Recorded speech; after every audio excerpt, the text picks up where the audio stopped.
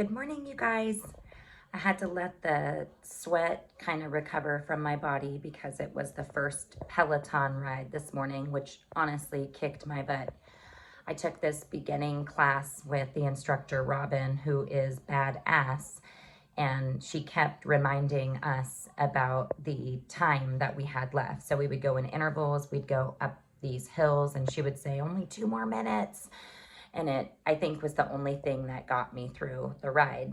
That and looking at my quote wall, there's one up here that says, failure is only final when you quit. And that kind of reminds me just an awful lot about my life and just different aspects of it. And usually when my brother comes over all the time, but we'll just random things will remind us about our childhood and we'll go, oh my gosh, remember that? Remember that? And the other day when he was over, we were talking about what two of my brothers and I used to do for fun, because sometimes, growing up back then, I think the cool thing about growing up back then is we had a lot more safe, we were much more safe.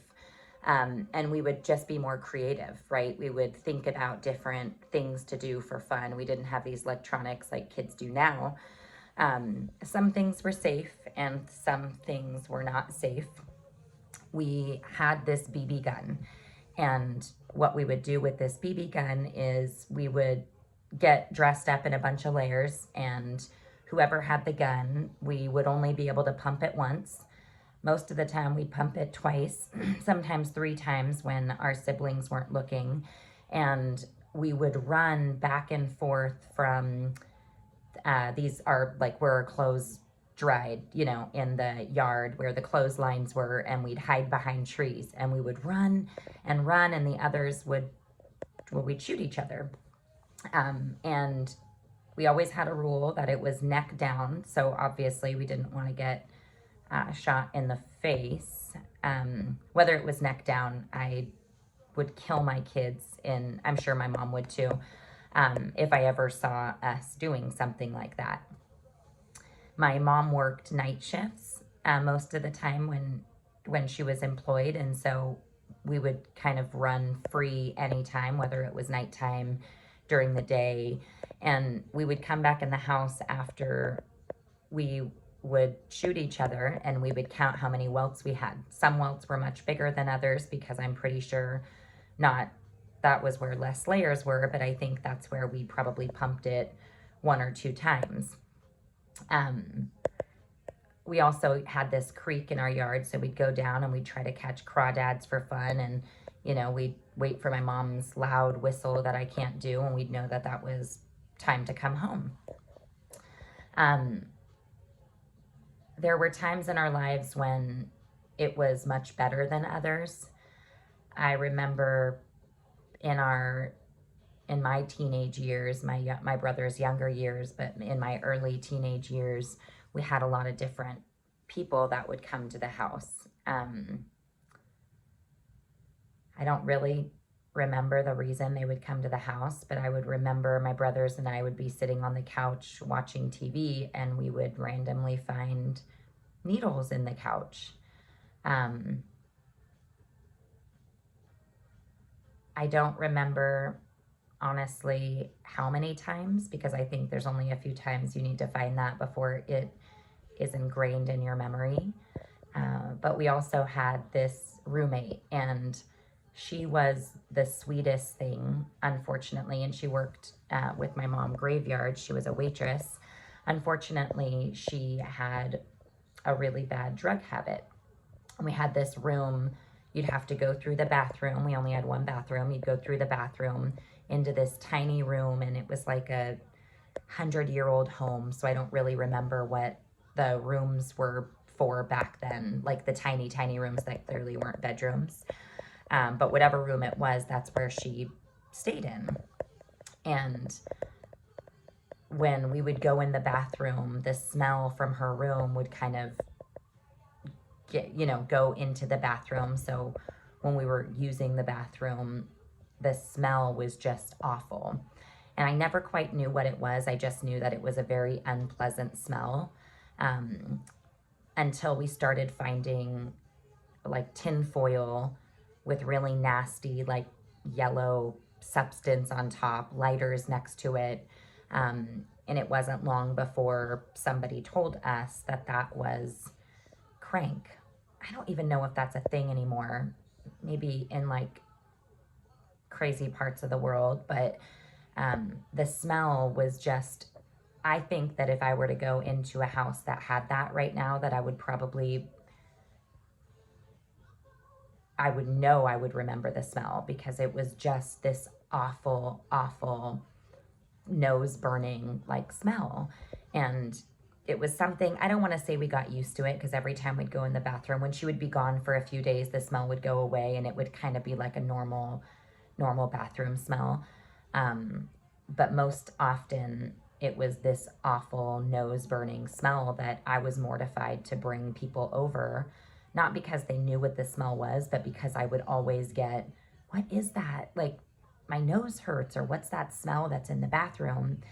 Um, she was a waitress, like I mentioned, and because she was always out of it, she would leave ones, fives all over the place, all over kind of the bathroom in her room. Um, there are many moments that I'm not proud of as a child, but one of the ones that always sticks with me is we would go in the bathroom because she would just be out of it on the couch for in her room for hours at a time. And we would just take money and we'd go down to the corner store, and my brother would buy baseball cards. I would buy Slurpees, like these grape Slurpees is what I always remember buying. But we would go down and we never saw anything wrong with it, even though that's probably really awful to say. But we kind of chalked it up to, you know, she's out of it on the couch and she never knew it was missing. Like every once in a while, I think my mom would ask us, my mom would know better than me. We don't really talk about those things.